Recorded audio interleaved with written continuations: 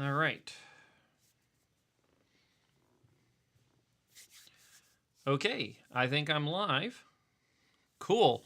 So welcome everybody. I'm trying out a new software here so that hopefully the stream will go a little bit better today. I've got the chat up so that I can answer questions as I go along. But again, I'm going to be working on an arrangement today, and I'm going to be talking about what I'm doing, and I'm happy to answer questions as I go. So feel free to log on, ask your questions, and I'm happy to get to them as I'm working through this. I'm also going to be talking about the way I'm arranging and everything, so if you have any questions, please don't hesitate to ask, because again, that's what this is all about, is just sharing a little bit of information.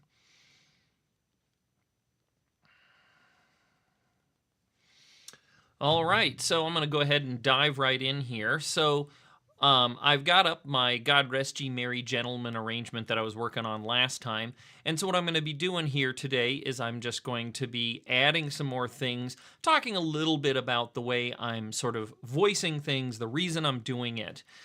So the first thing I'm going to do to work on this is I'm going to work on adding some backgrounds, just saying hello to my first guest to the live chat here. So what I'm going to be doing here is I'm going to be adding in some kind of transitional backgrounds. So one thing, especially in the jazz world, but this is true in classical music as well as popular music, is whenever we have sort of a break in the motion, and for the example here is right here in the melody, I have this long note where kind of nothing's going on. So let me just play that for a second here.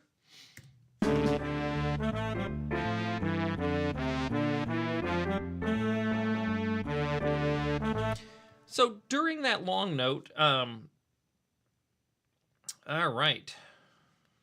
Getting an error message on one of my screens here. I'm just checking it out real quickly. Make sure there's nothing terrible going on here.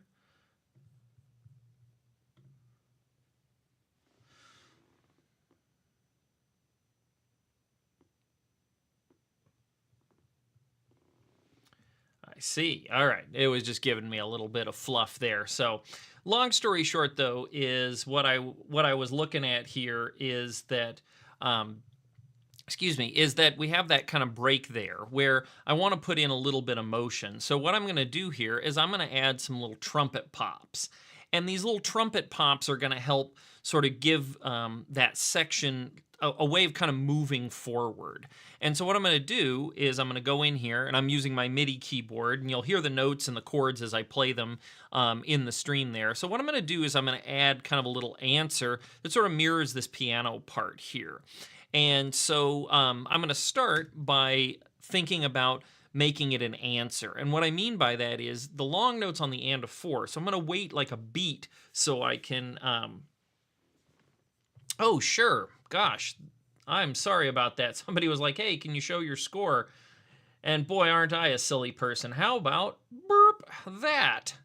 That probably makes it a lot easier to see what I'm talking about. So again, here's that kind of break in the melody there.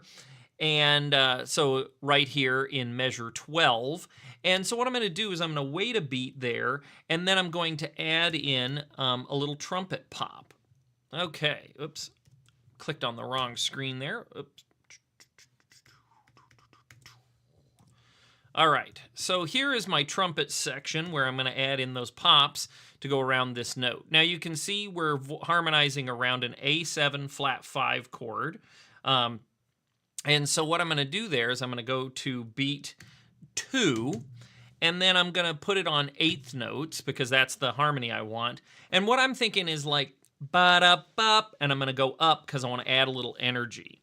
So I'm going to do just a standard block voicing. And to me, there's a couple of things I like to avoid when I'm doing a block voicing. The first thing I like to avoid is having seconds between the top 2 voices. And this is pretty true in any section because it's really, really dissonant. And wind instruments cause a lot more disturbance in a chord than, say, a piano. So sometimes we can play a chord on piano and think, oh, that sounds fine. But then when we hear it in real life, it's like, wow.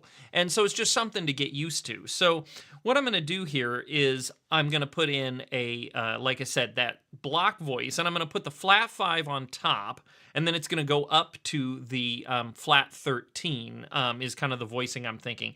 So it'll sort of sound like this.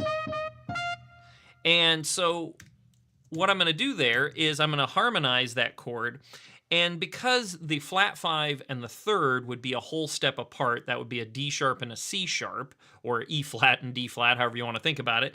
I'm going to put that note on the bottom in the 4th trumpet. And so it's going to be a little bit spread out. So we're going to get, oops, I got to hold down shift and pull it down there so I get the notes spread out.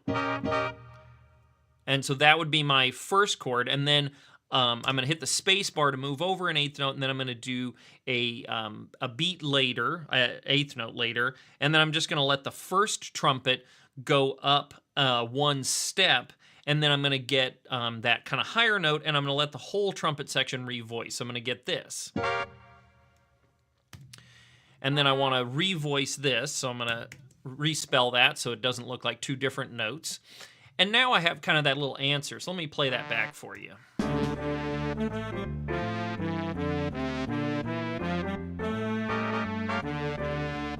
And it just adds a little bit of locomotion to that section. And obviously I want to add in some articulation, so I'm going to highlight those notes, and I'm going to hit that apostrophe to put in those marcatos. I don't typically put in just the standard tenuto because I figure most people nowadays know it's not tut-tut, it's da-dut. But it, like I said, I do like to put in the marcatos because it also helps back the MIDI playback. And then I'm also going to take these top 2 voices, and I'm going to actually copy them into the alto parts because the altos aren't playing right here, just to kind of reinforce. But I'm going to pull them down an octave to kind of fatten the chord up. So let's check that out.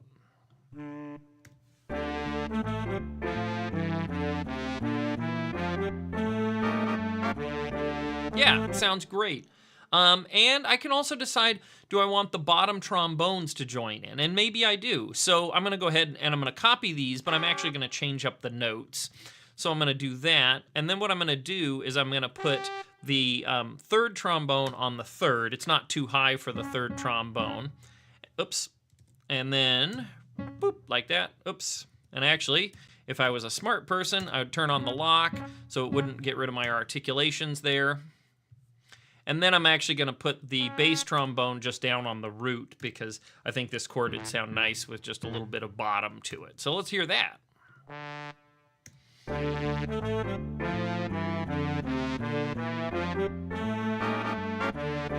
Great. And like I said, it just adds a little bit of locomotion. So whenever I'm doing an arrangement, anytime the melody becomes static, whether it's a long note, whether it's a pause or a rest, I always like to have some kind of answer in some other horns. And again, I do this in classical music also. It just gives it kind of this nice sort of motion. So, all right, now the next one we have is we have this same thing happening here right before letter B. So I'm going to add that kind of same locomotion. And just for fun and consistency, kind of like I was talking about last time, because this chart is not necessarily written for a professional band, I often like to reuse material, because once they play it once, that probably means they know how to play it the second time. And so I'm going to go ahead and just reuse that same pop section. Now, because the altos are just about to play in the next section, I'm going to go ahead and leave them out of it because I don't like to kind of make them go from one sort of methodology of background straight to melody. I think that's kind of really distracting for the players. And so what I'm going to do is I'm just going to have the brass this time. And I'm just going to listen to it really quickly to see if I want to change the notes or literally leave it the same.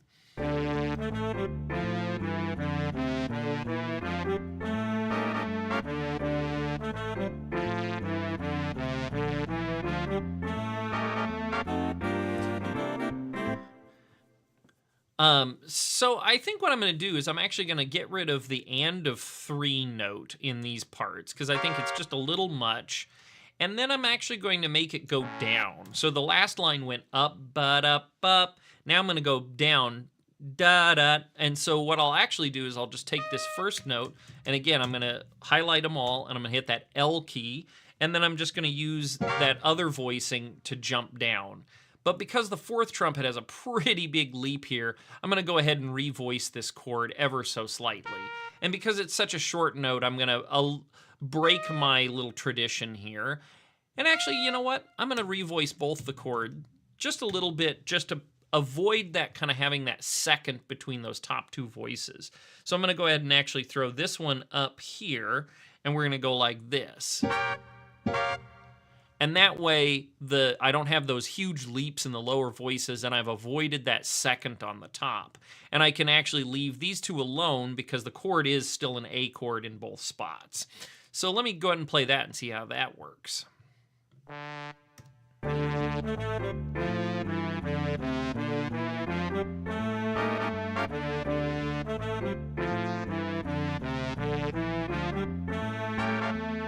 Great.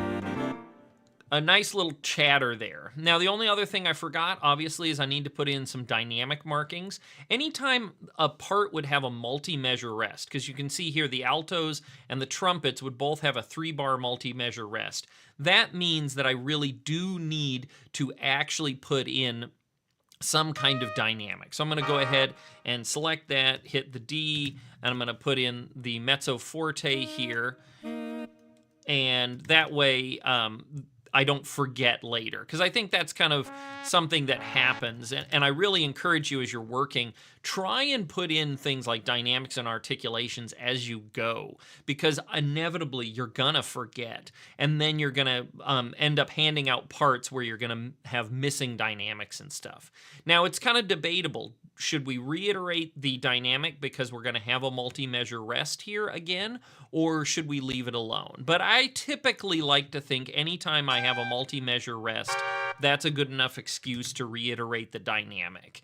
Because, you know, inevitably in rehearsal, you'll get somebody who's going to say, hey, is it the same dynamic? What am I doing? So I like to do that. And then I'm also going to do that for the altos, but of course now they're playing the melody with the tenor saxes. So let's just, again, check that out real quick.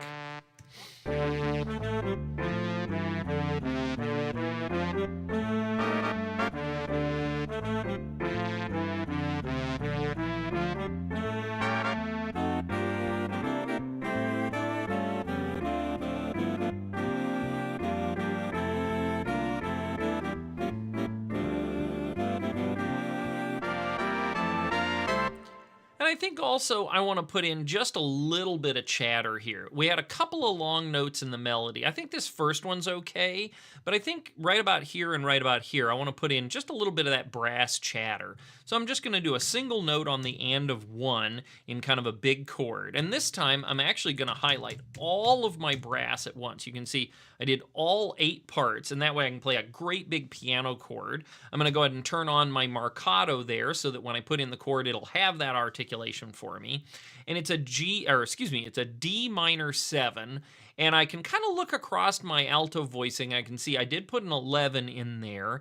And so that just kind of gives me an idea of the type of voicing I have. And I have the root on the top in the altos. Now, that's not to say I couldn't use a different note in the trumpet, but I sort of like to make sure that I'm not doing anything that's going to conflict too much with the harmony that's already going on. So I'm going to go ahead and I'm going to put a root down in the bass trombone, and I'm going to put the 3rd above it with the 7th above that. I think that makes a really strong voicing. And then I'm going to do 9th and 11th, and then I think I'll do the 7th, and let's put the 9th on the top. So it's going to look like this. So again, we have the root, the 3rd. Oops, I had too few notes there. So we're going to have root, then 3rd, and then we're going to have 7. Sorry, I must have miscounted my fingers there. And then we were going to have, this was going to be the 4.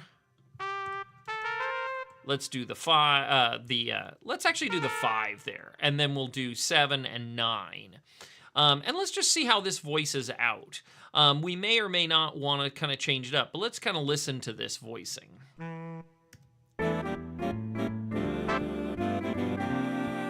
Seems pretty good. And I'm going to go ahead and throw that bass bone down an octave so we just get a fatter chord.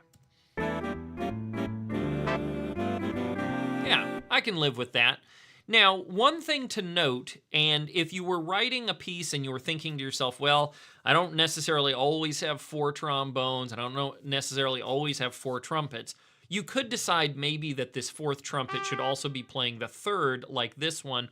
And the reason for it is because the only person playing the 3rd is tenor 2 and 3rd trombone. So it's kind of a 50-50, and you can decide whether or not you think it's going to be useful or not. So just kind of something to think about. And then, again, I want to put that chatter chord here on the end of 1 in this bar too. So what I'm actually going to do is I'm going to copy the rest and the chord like that, and then I'm going to copy it, and that way when I highlight this half rest here, you'll see it'll put it in and it'll insert that quarter rest. And then I'm just going to revoice the chord. So it's a C9 sus this time. So I'm going to do it just one section at a time. I mean, I'm just going to do the trumpets first. And so here I'm going to make the first trumpet, jump up to that 4th, and then I will revoice it from there. So I'm going to do a voicing like this. So we have 4th, 9th, there's the 7th, and then there's the 5th. And then I'm going to kind of do almost the opposite in the trombones, because I always like to have the chord tones, aka 3rds, 7ths, sometimes 5ths, I like to have them lower in the chord so it sounds a little more like the chord is supposed to be. So I'm going to put the root on the bottom, and then I'm going to have that 4th, then I'll have the 7th, and then the first trombone is actually going to be the 9th. And let's just take a listen to it now.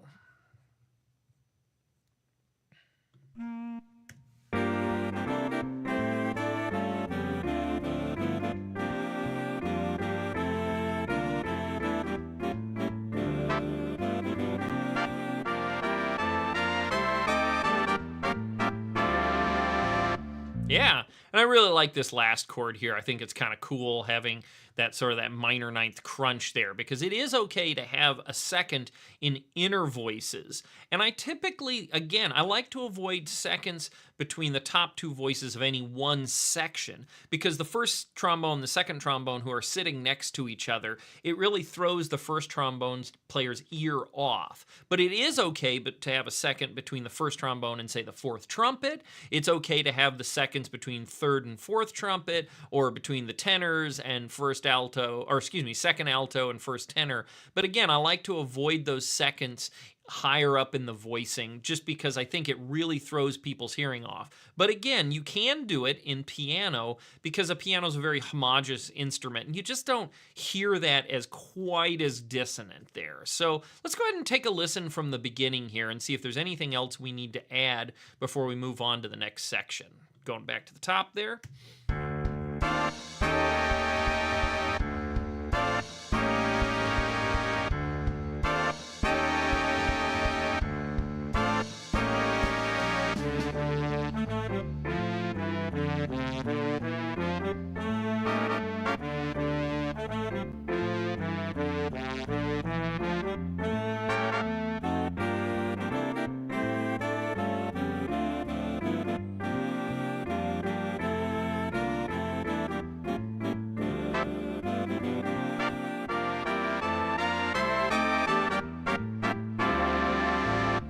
Cool. All right. Yeah, I think that's really good. I think the only thing I'm missing here is in this section, I'm missing guitar. But in all seriousness, for the most part, I think right here, I'm just going to have the guitar just frankly comping up until this section here, where I'm probably going to make the guitar play this little rhythmic line. So I'm going to go ahead and just highlight those sections from there to there, and then I'm going to go under my right menu, and I'm going to create a slash region. And I typically don't like to use too many slashes. I think slashes are better for guitar than they are for piano, because guitarists don't really like to read rhythms as much as piano players do, especially if you don't have a super experienced jazz piano player. But guitarists are typically much better at kind of faking it, because a lot of times in big band too, they're just playing quarter notes anyway, so you don't really need to give them a lot. But here, I really want the guitar player to match up with the rhythmic hits. So I'm just going to go ahead and I'm going to copy these notes down into the guitar part, and then I'm going to right click, and I'm going to go under voices, and I'm going to go down to my change voice. And you can see this top list here is the voices that are being used in the part currently. And right now, the only one I have is just the standard upstem notation. So what I'm going to do is I'm going to do a new upstem slashed voice. And what this is this is where it has those rhythmic heads. And I always use the upstem because I really want it to be like in the top layer of my voices. So I'm going to go ahead and assign that. And you can see it highlights them in, or excuse me, it converts them in over into that slash notation. And so now in the future, when I click on it and I go back to my voices, you'll see that list becomes a little bit bigger, right? See, there's the upstem regular and there's the upstem slash. And so I have access to that secondary voicing. And so now in the future, I don't have to add a new voice. I can literally just click on that and convert it. And I always typically copy over somebody's part when I do that. So in playback, I don't get any kind of weirdnesses and I get weird, like notes that don't belong. But other than that, I think that's a really good, for this section. You can see the guitar part is now fully notated out, as well as the bass part and the drum part. So now we can just move on to the next section. So let's take a listen and see where we are here.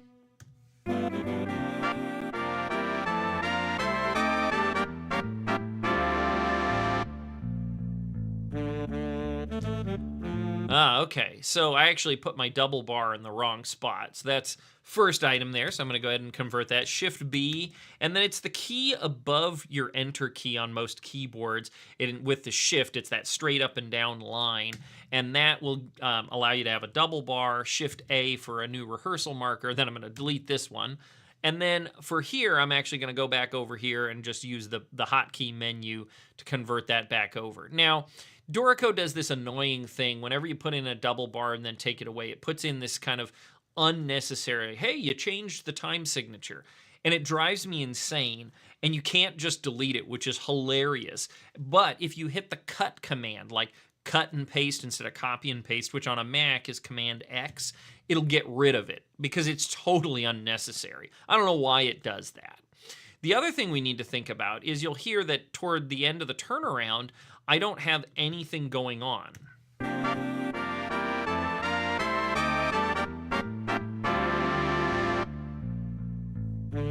So I really need some kind of transition. So because I haven't really voiced this section yet, I need to decide who's going to play the melody and then who is going to provide the backgrounds. Now, earlier I had the low saxes and high trombones playing the melody, and then I had a sax soli playing the melody. So I think what I'm going to do is I'm actually going to give the melody to my trumpet section. So this was stuff that was from my original sax quartet. So I'm going to copy this up into my sax part so I don't lose it. And then I'm going to copy my melody up into the trumpets. Let me just move this stuff up too. So again, so I don't lose it. Okay. Now I'm going to grab this and I'm going to put this in my trumpet section. I'm going to do basically a soli for the trumpets. Now, I typically don't like the sound of harmonized brass sections playing melodies like saxophone sections do.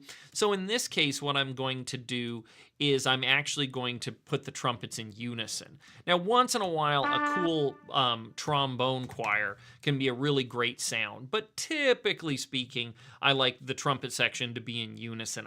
They just don't sound as good in that full-on sort of chorale setting in a big band, at least. So I'm going to go ahead and delete out this stuff because that would be just duplicate. And then I'm going to use my sax section as backgrounds to my trumpets. And I'm going to utilize these backgrounds I already wrote.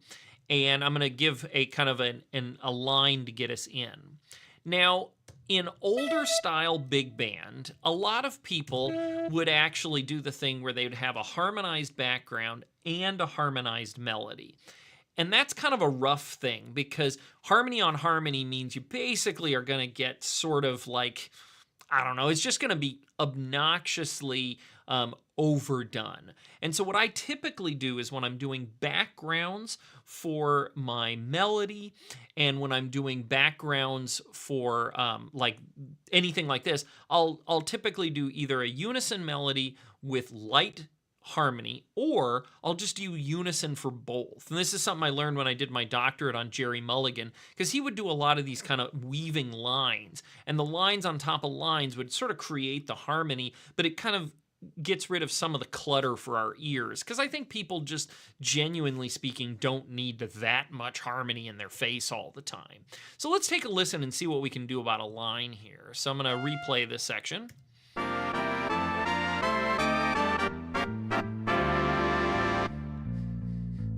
So as I was listening, kind of the groove I was hearing was ba da da da dee dee dee dee dee dee ba ba doo da ba ba doo da ba. And so I think that's what I'm going to make the upper saxes do. And so to my ear, that line starts on beat 2. So I'm going to go ahead and I'm going to use the hotkey. It's that shift option, and then I'm going to hit the backwards arrow, which allows me to shorten this note. And I think what I'm going to do is I'm actually going to make it into just a note on 4, and a 4, excuse me, and then I'll have a rest to give them a chance to kind of take a breath before they play this next line.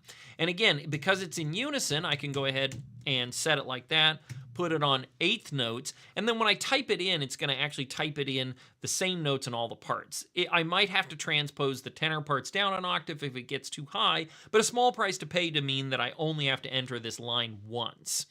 The other thing I'm going to do, I showed this last time, is I'm going to go to my galley view, because you can see right now, I can't see my harmony because it's way down here in my rhythm section part. So what I did is I set up a filter. And if you go up here in the galley view on this filter, and you click on it, you can set up these little filters here that shows just very specific staves. And it doesn't delete anything, it just makes it so I am only seeing the sax parts and the rhythm section parts. And all this does is it allows me to literally see that harmony part in the piano part while viewing the sax parts, because that's all I need to see right now. And this is just a really handy tool, so I don't have to keep turning on chord symbols in a part where I don't really need them, and I can just kind of whittle the score down without like zooming way out. This was something that if I'd have known I could do this in Finale years ago, it would have made my life so much easier. And again, it's that filter, and you can always add new filters by hitting this little plus sign there. And there's a little menu here. If I hit those 3 little dots, you can see I can add new filters, I can do new groups, I can change the order of them. It's a really handy tool set. Okay, so now that I can see my harmony, I can see my notes, I can go ahead and start my line. And I'm a big fan of avoiding things that start on the root if I can help it, because I think it makes it sound cooler without doing any work. And so what I'm going to do is I'm going to kind of start a quasi-pentatonic melody on the 5 of the chord. So it's a D minor 7 chord. So I'm going to start on the A, and I'm going to basically play an A minor pentatonic scale. So I'm going to go... And because that scale is a known commodity in music, it sounds pretty good. And it's essentially chord tones. And we can see how we like it, but this is one of the ways I create melodic lines to give them a little bit of interest without actually having to do some sort of like crazy harmonic thing, because all I'm doing is I'm accessing different notes of the harmony and sort of making it seem like I'm playing in A minor, which when it's really in D minor. And then I'm going to kind of mirror that lick, but now we're on that B flat 7, sharp 11. So I'm going to start on the A again, but I'm going to slide down to the A flat, which would be the 7th of our B flat chord. And then I'll go...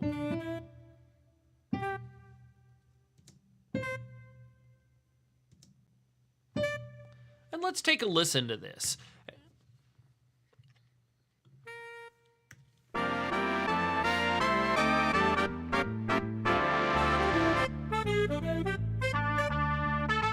Yeah, not bad. I can handle that.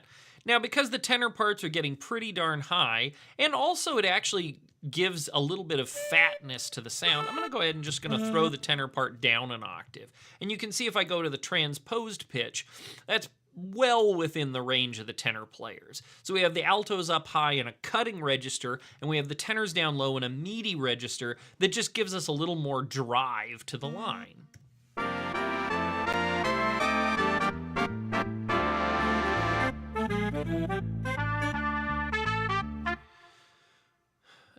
Cool. I like that one. I'm going to put in a couple of articulations here. So what I'm going to do is I'm going to highlight a note, and I'm going to hit Shift and hit the up arrow to highlight those rest of those notes. And I'm going to put in my marcato, and then I'm going to put a marcato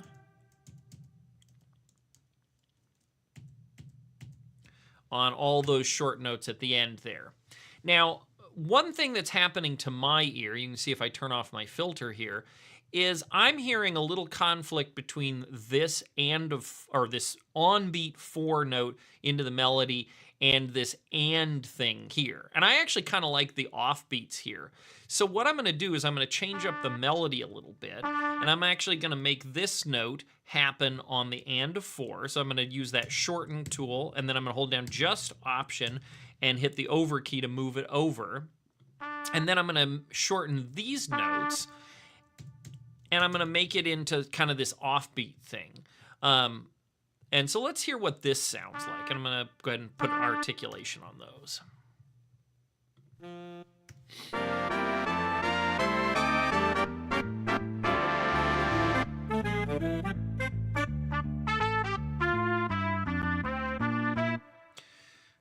Okay, cool. And now that I've set this precedent of the melody being different, what I'm going to do is I'm going to go ahead and I'm just going to kind of put a little more jive in the melody. I'm just going to basically alter the rhythm a little bit to make it so that it's not just a rehash of what we heard before. Because before, when we did the melody, we did it pretty straightforward. So this time, I'm going to make it a little hipper. So we have that 1, 2, 3, ba ba ba da da ba da da da da da. Da, da, da. And then I'm going to make this into double eighth notes. So I'm just highlighting that.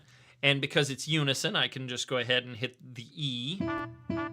Now you're hearing a weird thing in the keyboard because I have it on transposed pitch, but the keyboard plays back in concert pitch. So I'll flip everything back over to concert.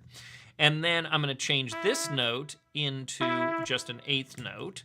And I'm going to move it over, and we're going to get something like this. So let's hear what this sounds like.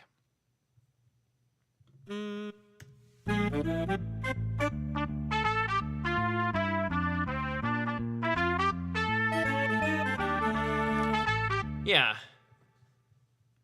So I'm going to go ahead and change this one up, because again, to match up with what's going on with the saxes, I'm going to make it happen on the and of 4 as well. And in this case, I'm actually going to go da-da, which I think is going to sound okay.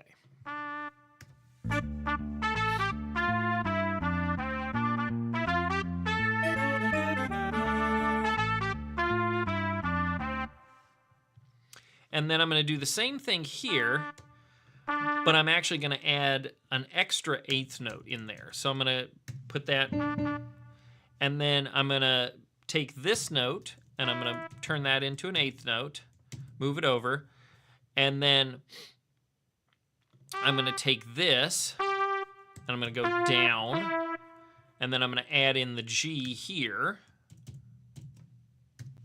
kind of give it a little more motion. So let's try that.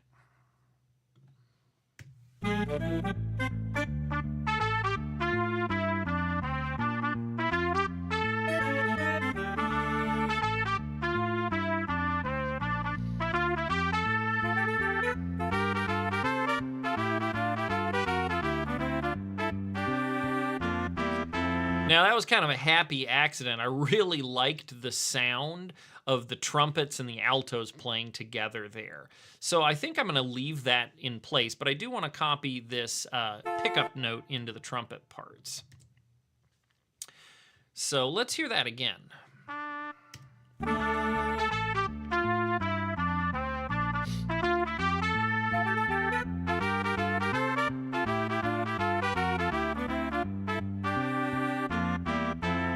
Yeah, I think that's really cool.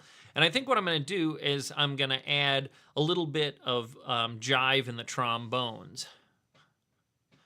So I think I'm going to do a short note on 1, and then bot up, and then short note, and then bot up. And so that'll be kind of my repetitive pattern in the trombones.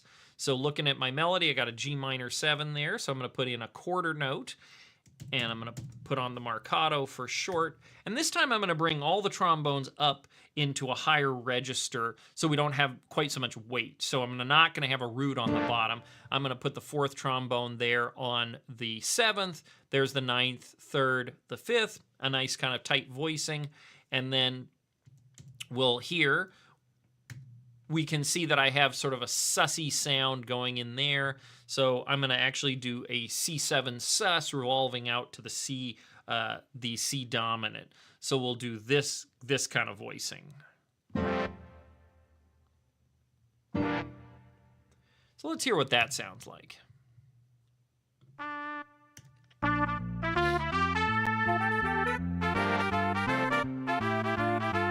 Yeah, I can handle that.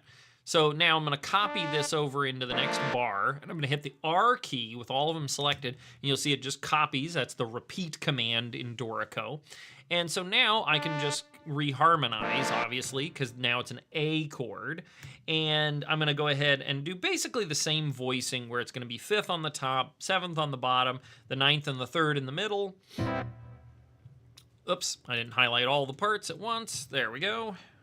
And then now we have the dominant where we have the sharp 5. So this time what I'm going to do is I'm actually going to end up with a temporary dissonance here, and I'm going to do this voicing.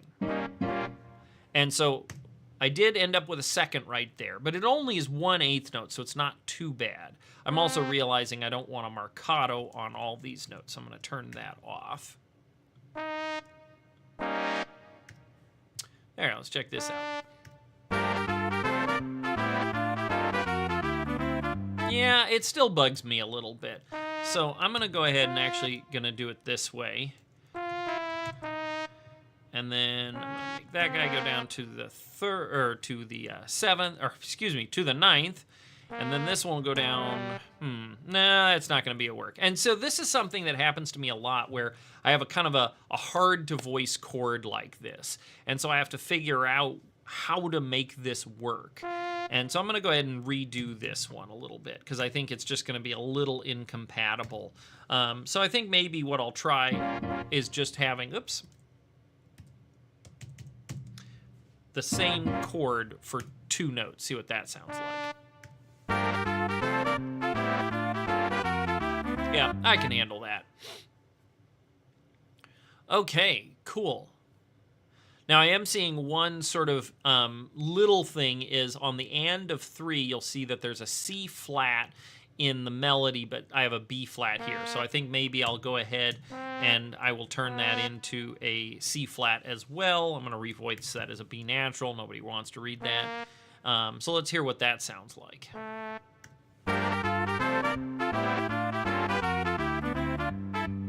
Cool. The other thing I could look at is you'll see in my melody I have sort of this F and A going on right there. And so maybe as a kind of an option for revoicing, let's go ahead and voice this actually as an F dominant chord. I know this kind of sounds a little crazy, but it sort of mirrors what's going on in the melody, and it's 1/8 note. And let's see what this sounds like. There you go. Sounds great. And I'm always looking for things like this because anytime I can make the backgrounds harmonize well with the melody, everything is stronger. And then on just beat 1 here, I'm just going to put 2/8 notes to kind of finish off this line.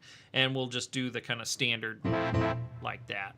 Now, because I forgot to turn on my explode tool while I was entering it, I actually am going to use the literal explode tool, which is I'm going to hit Command-C and copy, and then I'm going to highlight all these bars.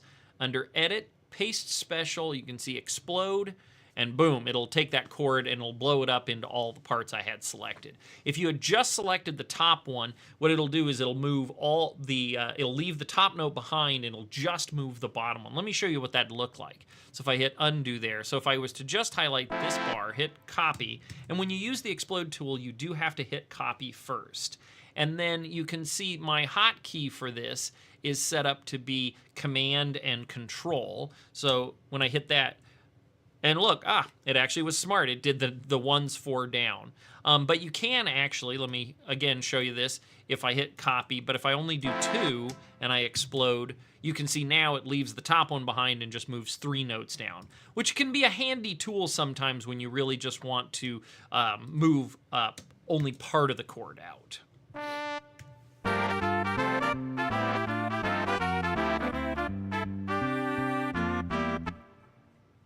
All right, and then now what I'm going to do is I'm going to harmonize this the same way I harmonized the last section, that last kind of beefy one. Now this does bring up an interesting thing. This is kind of a big band writing thing, which is if you look here, you'll see that the first trumpet, if it was to jump up into its high register, it would have to kind of leap an octave, which is really kind of tough for the lead trumpet part. So what I'm going to do is I'm actually going to take this line here, and I'm going to copy it down into the third, and then I'm actually going to add the fourth trumpet for kind of stability here. And why I'm doing this is because I'm going to actually give the first trumpet player a break so they can prepare for this lead line coming up, because I really want this whole melody section to go up an octave like that. And so now that lead trumpet player can rest their chops for 3 bars before having to come back in, which I think is kind of a nice touch once in a while. So again, now to kind of reinforce this line here, I think I'm going to go ahead and I'm going to take this part and I'm just going to copy it down into the tenor part. There we go, and I'm going to just down an octave, there we go. And we can see it's a little out of range for the tenor, so I think what I'll do is I'll actually grab this last little part of the line and they'll go up an octave there. Because here down to the E is fine, but that low C sharp is going to be a little tubby. It's pretty low in kind of the sonic register. I'm also going to put a slur on these triplets, because obviously in jazz we would never tongue that triplet. So here we go.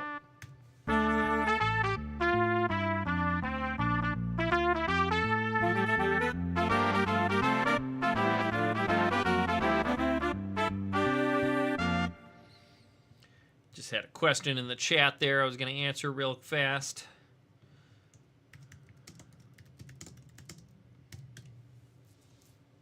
So anyway, yeah, so that really kind of puts us in a good spot. I'm going to go ahead and put in some of my finer touches, because again, as I work, I really like to put in things. Rehearsal markers, I like to put in my backup dynamics, again, because these people had all been waiting for a 2-bar multi-measure rest, so they deserve a dynamic.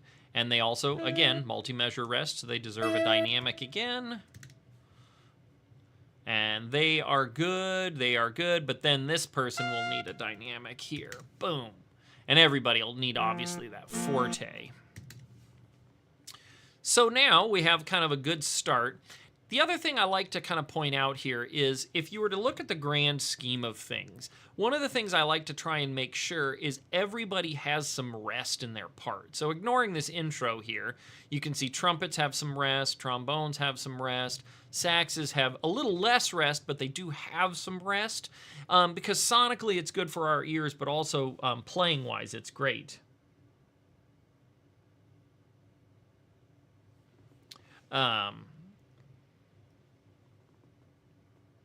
All right, we had a question about the sound sets. So they didn't like this sound library, and Dorico does make it kind of easy. So let's try another one of my favorite sound libraries, which is called Note Performer. So under the Play tab, you can see that we are using Halion Sonic right now as our sound set, and it's assigned all the instruments, did a good job. But what we can do is under the play menu, we can go down here and we can go down to our playback template. And you can see I have a number of different playback templates. Now, Dorico in 6 created this one called Auto, which basically means it'll go into its sound libraries and it'll grab the best ones it thinks there are.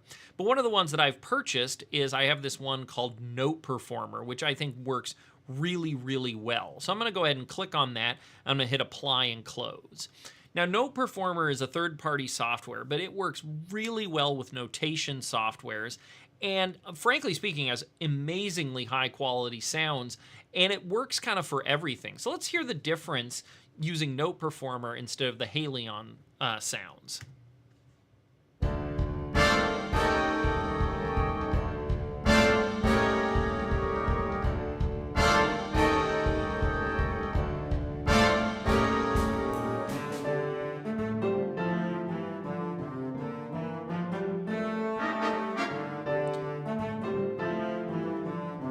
Now, there's good and there's bad here.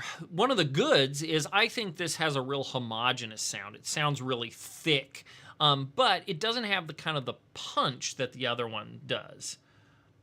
And it's one of those things where one of the ways I can kind of help that is if I go back to my Play tab and I click on this little E here for Edit Instrument, under Note Performer, this is where you're going to see the mixers. See, unfortunately, these mixers in Dorico don't work when you're using Note Performer. You have to use these ones. But what I can do is I can actually turn down the reverb. And that I sometimes find helps a lot. So I'm having the amount of reverb. So if I go back and I hit play again, you'll hear that it just has a little bit more kind of punch to it.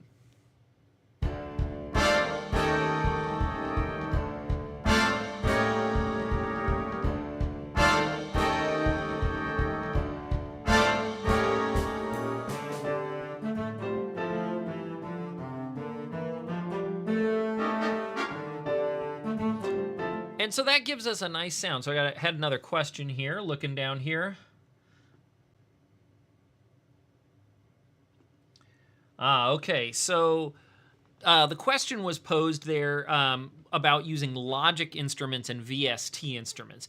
And the simple answer is actually VST you can use till the cows come home, because Yamaha/Steinberg actually invented the VST standard. So you can easily use VST instruments, but you can't use the built-in Logic instruments.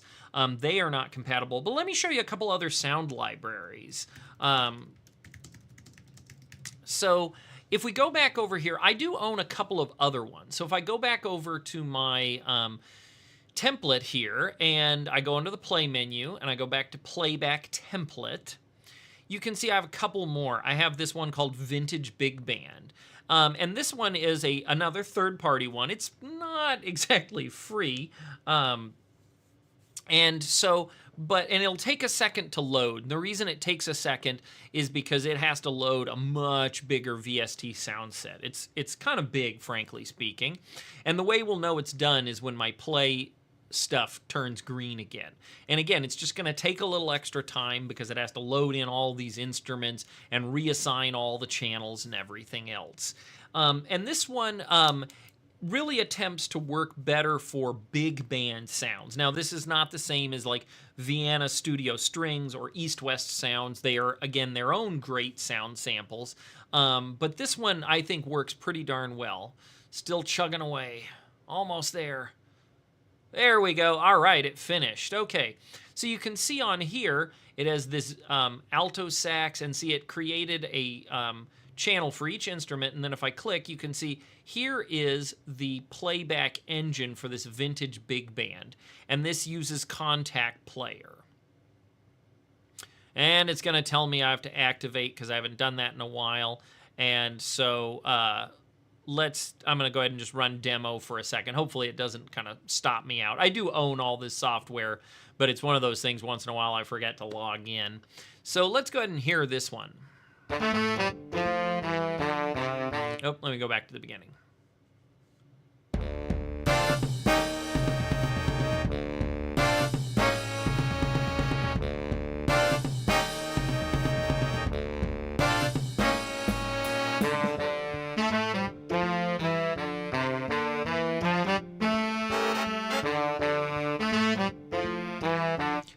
And you might like the sound of it. And what I'll say in answering of your other question there is if you do own lots and lots of sound samples, you can use a bunch of them because what you can do, and what I'm going to do here is I'm going to grab onto this and I'm going to create a new window. I'm going to drag it over here. But if you go in, I'm going to go Playback Templates for Dorico. And Dorico actually has a website here under Steinberg.com. And you can see that they've created playback templates for a whole bunch of different instrument sets. And so if we scroll down here, so there's acoustic samples, V horns, V winds, solo strings. Here's that vintage horns. This is that vintage big band by Big Fish that I just played. There's Hollywood brass, Hollywood choirs. And so any of these ones here, if you own any part of this, what you can do is you can download these, you can download these playback templates, and this will allow you to just like import your sounds right into Dorico, and you don't have to know a lot about the system, because unfortunately it's actually kind of complicated, which I wish I didn't have to say that, but it actually is true. It's a little bit complicated and it's a little bit weird. And there's some of these other ones that I really wish were in here. I have a sound set called Pro Horns, and I think the Pro Horns sound really cool. Let me see if that one will actually load here. So if I go back under Play, Playback Template, and I'm going to go to my Pro Horns with the Halion rhythm section. I really like the sound of these Pro Horns, and it's not a very expensive sample set, but I think it sounds really good for like studio brass and saxophones. But I literally had to go in and I had to program a whole bunch of stuff to make it work with Dorico. And I've always wanted to do a video on this, and one day I'll get around to it, but it is so wickedly complicated. So if you are using a sound set that's found on this list, let me tell you, it's totally worth your while. And a lot of these just work really well. I've tried the Garriton ones, although they've just gotten a little out of date, frankly speaking. They just kind of sound a little weird. These Broadway ones, these are amazing sound sets. I wish I had the money to buy them, but they're like $1,000. Okay, so it seemed to load. Let's hear what it would sound like using these Pro Horn ones.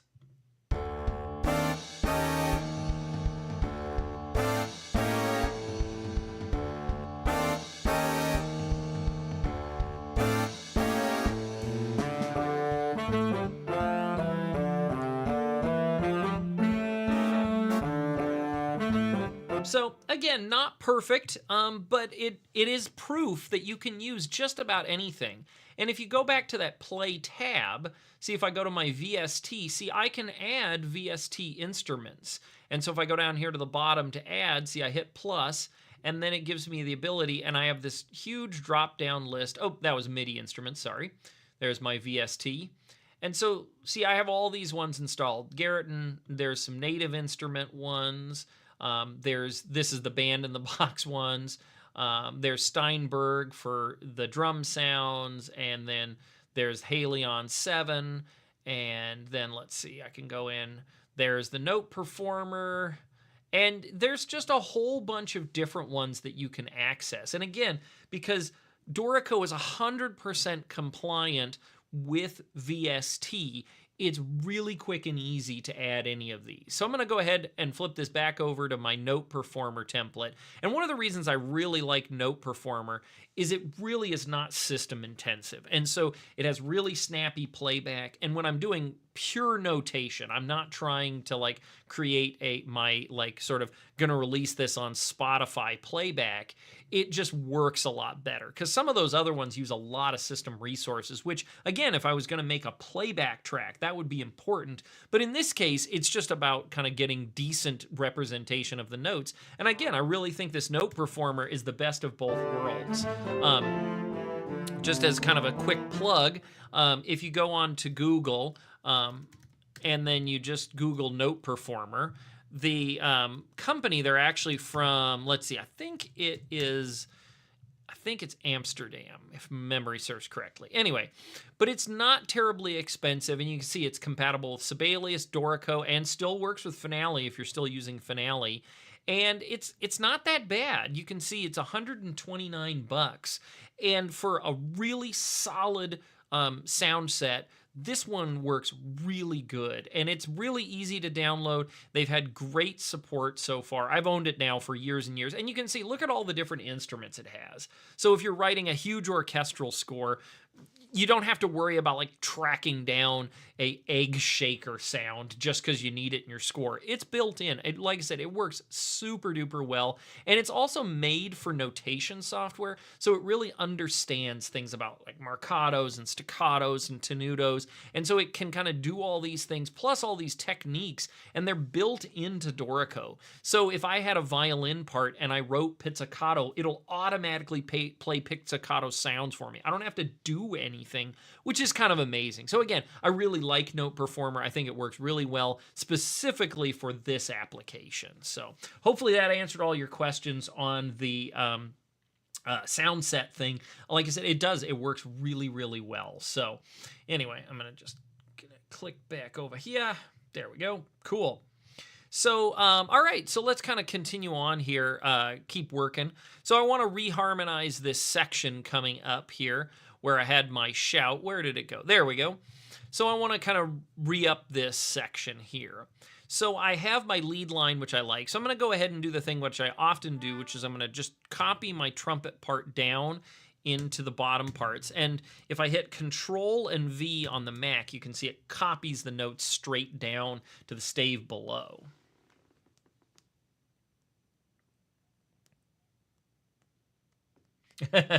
Yeah, I totally get that last comment about the contact. I really, if I can avoid using contact player, I prefer that totally. It's a hard system to use because for some reason the people who write music software don't stay up to date like other softwares, and so that one gets pretty complicated. So all right, so going back here to this note, I'm going to go ahead and kind of revoice this. And again, what I'm going to do here is whenever I have short-ish notes, like not running eighth notes, I typically like to make each one its own stable chord, whether it's an inversion of the current chord or it's a passing chord. So in this case, I'm going to go ahead and I'm going to make these sort of inversions of the chord. So I'm going to do my standard. It's going to be 4th, 9th, 7th, 5th, a nice kind of standardized voicing. And then I'm going to do the 5th, the 9th, the 7th, and the 4th on the bottom. And so actually only 1st and 4th trumpet moved, which is a really great thing. Now, it's kind of tough. These people have to jump. That person jumps a 5th, that person jumps a 6th, but small price to pay. Not too hard. All right, now we're on here. So this is an F major 7. So remember, whenever we're voicing a major 7th chord, we should not also have the root in the voicing, meaning the notes above the bass player or that bottom note. We shouldn't include the root because it just gets really, really dissonant. So I'm going to have that 3rd on the top, and then I'm going to have a big space because, again, I talked about this the last live stream. Whenever we're voicing a chord, if we can have a large space between the top 2 notes, it typically sounds really good. So I'm going to go the 3rd on top, then the 7th, then I'm going to have the 5th in the 3rd trumpet, and then the 4th trumpet I'm just going to put at octave with the 1st trumpet, which generally sounds really good. And then this next chord's going to act like a passing chord, so I'm actually just going to slide up a step for each instrument, which will make it go up to the 4 chord of this key, aka B flat, which will come back down to the F. And then in the next bar, we've revoiced to an E chord. So I'm going to go ahead and go. And then we're going to go to that A7 chord. So it's going to look like this. And then we'll go here. Let's see. Let's go like this. No, I don't like that voicing. So let's do this one. There we go. And then now we're here. And we need a D minor. So I'm going to do this. Cool. So you can see what I did there, and because I'm using the MIDI keyboard, what makes it go so fast is I can literally hear, it really hears good. Okay, oh, had another question there. Oh, yeah. Yep, yeah, totally. I totally get you on the instruments. I really try very hard not to buy a lot of software instruments because I find it to be stupendously expensive sometimes.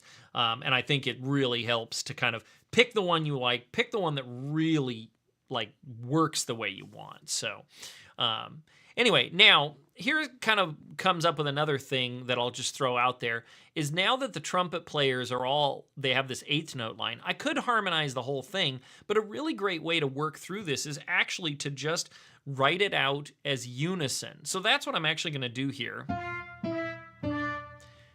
And you can see that I need to copy these ones. Maybe the second trumpet is going to leap up the octave. Oops. And then the third and fourth trumpet will be down the octave because that's close to the note they were playing. But now it's nice. And then I can come to this note and I can reharmonize it. So I can, again, hit that lock key and we'll go back to our fourth E voicing like that.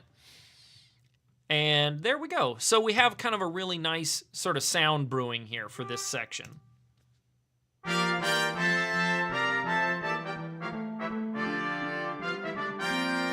Yeah, and because I had made this unison, it just makes it sound a lot better.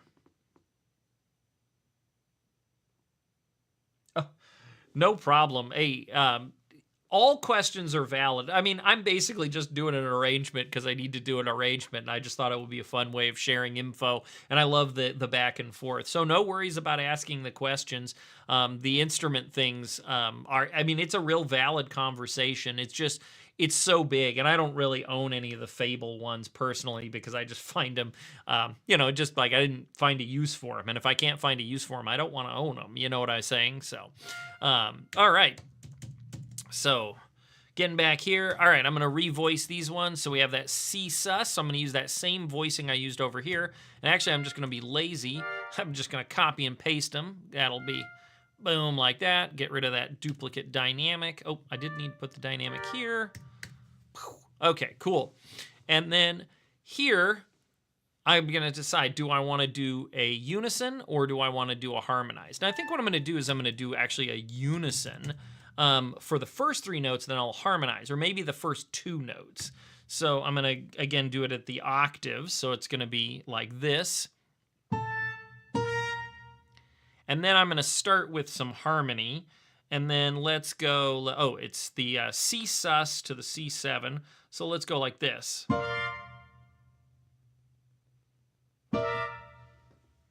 Yeah, and see, that works out pretty well. Although this line is kind of rough there because they have to do 3 repetitive notes in a row, but they'll live. So let's kind of hear what that sounds like.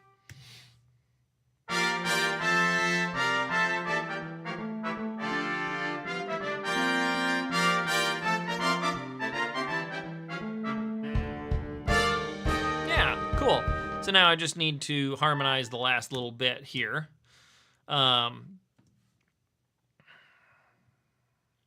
Oh, actually, I got the chord wrong there, so I'm just going to redo that one. I saw a C7, but it was actually an F chord, so let me redo that real fast. Oops. Ooh. All right.